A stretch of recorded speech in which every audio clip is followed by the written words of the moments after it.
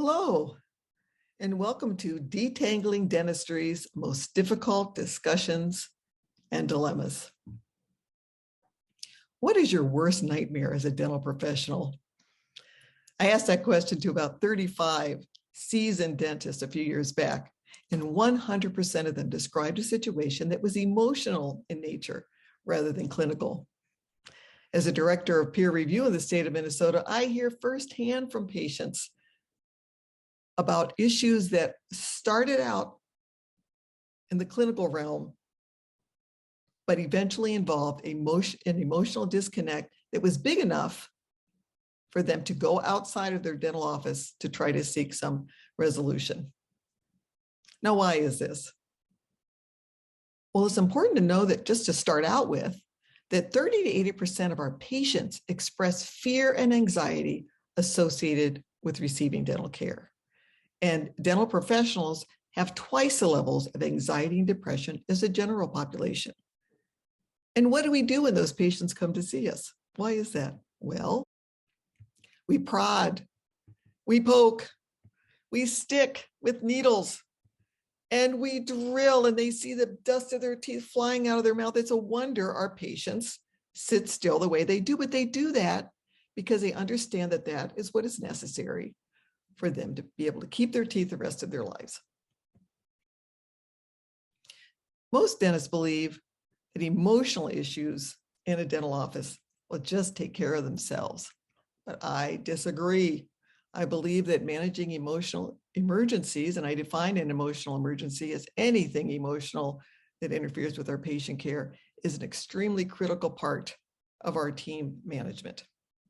I believe that managing emotional emergencies needs to be part of our standard of care. We need to write down how we do it.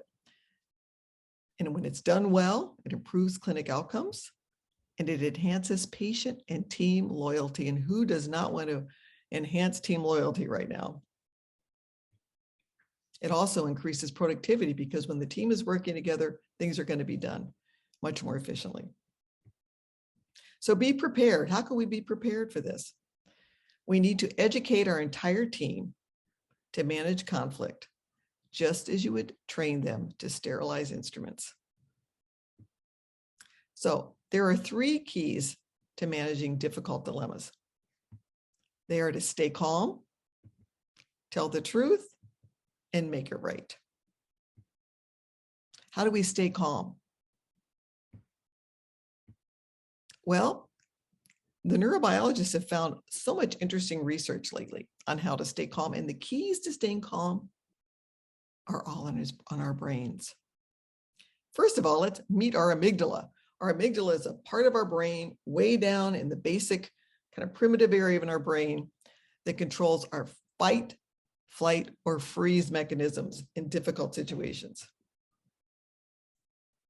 The amygdala's job is to alert us that we are entering dangerous territory, and it plays a major role in processing anger and anxiety, all of which are involved in these difficult situations.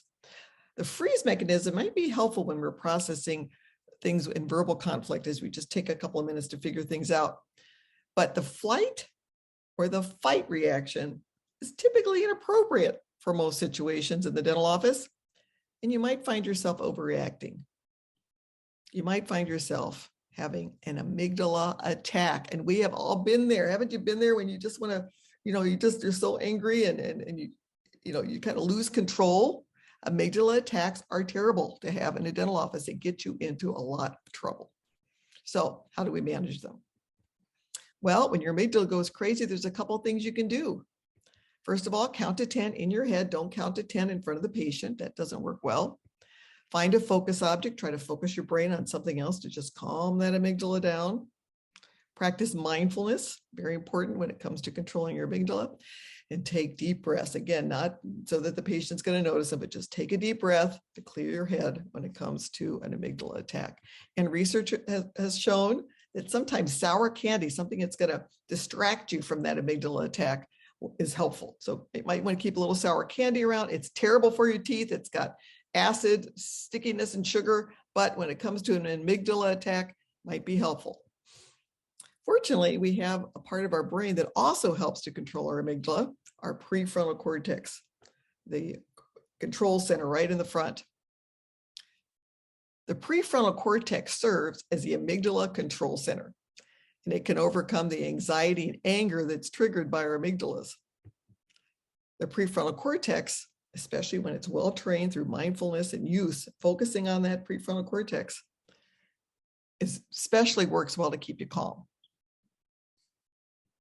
So when you encounter a difficult situation or difficult discussion, speak through your prefrontal cortex and not your amygdala. One of the best examples I can tell you about for me occurred years back, probably 20 years ago, when I was doing an interview for the American Dental Association, and it was supposed to be a fluff interview about what's new in dentistry. And this was when there were 4 stations. So only 4 stations were playing. So about a fourth of the people that were watching TV would have seen this. It was kind of a big deal. And I was all ready for the fluff interview. I had my talking points all prepared. He came into the office. He was nice and friendly. Everything was good. He turned the cameras on. He got the microphone. He stuck it in my face. And he said, "Why are you dentists killing people with fluoride?" Oh my gosh, this was a hostile interview. Fortunately, I had just a quick freeze of my amygdala, not long enough to cause a problem, but a quick freeze as I processed that through my prefrontal cortex. My amygdala would have answered it a lot differently. My prefrontal cortex took the question, translated it as, "Oh, he wants to know about fluoride." And my answer was, "Well, let me tell you about fluoride. Fluoride is nature's cavity fighter. It occurs naturally in water.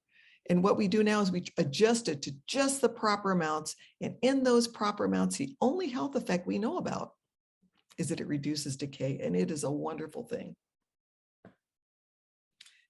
That interview did not get on the TV news that night because they wanted to do an interview, a bad interview about fluoride. So fortunately, my prefrontal cortex saved the day. And when you're dealing with difficult discussions, process that information first. Don't let your anger or your unrest show or your anxiety. Process it, act calmly. The second thing we need to do is to tell the truth. One of the very best books about trust is The Trusted by David Horsager. And I love that book because it divides trust into pillars that we can kind of clearly understand. The first pillar is clarity. We need to be clear and unambiguous. We need to explain the risks, the benefits, the alternatives to care to our patients. Compassion. We need to care beyond ourselves. We need to do what's right and not what's easy, which means redo those crowns that are not correct. We need to be competent, stay fresh and capable. We need to show commitment, standing through adversity. We sure have an example of that during the pandemic, haven't we? We need to have connection with our patient. We need to ask them questions, and we need to listen to them and listen to them attentively.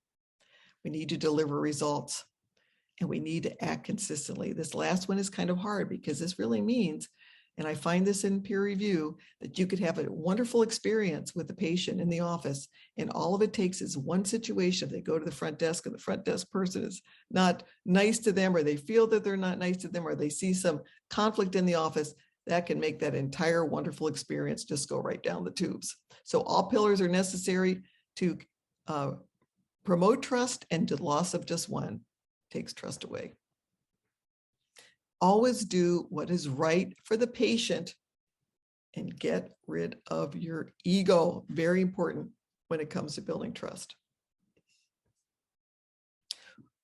We've just been through the first 2 things that you need to do to take care of every difficult discussion and dilemma. Stay calm and tell the truth.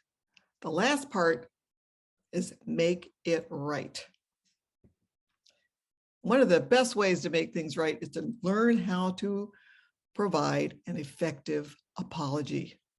And according to Psychology Today, an effective apology has 3 parts. You have to acknowledge something went wrong, show remorse and empathy. Come alongside that patient and just say, "Oh gosh, I'm with you." And then restitution, make things right. So you've gotten the apology down. So what are some other characteristics of making it right? First of all, explain what happened. Fix it fast. Take care of it fast. If you have an extraoperatory, put that patient in the extraoperatory. If there's somebody around, try to get it done before the patient leaves the office. If something can be fixed before they go, they're fine. If something can't be fixed, they're going to go home and think about it for a long time. So try to do it fast. Small gifts are really nice. We used to have little gift certificates, $5, $10 gift certificates that were available at the front desk, or movie tickets, small gifts, nice card, something to let them know that you care about them and you understand that the relationship between you and the patient is very important.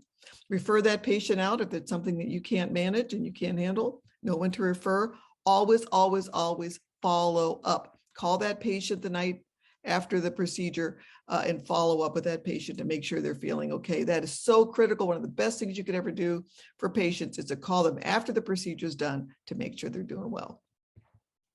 Sometimes you have to dismiss a patient. This is also very important to do at the appropriate time. One of the best decisions you can make sometime, if you can understand, feel that there's a little loss of trust, is to dismiss the patient. Write a very good dismissal letter. There's a number of options out there, and just make sure you're not abandoning the patient.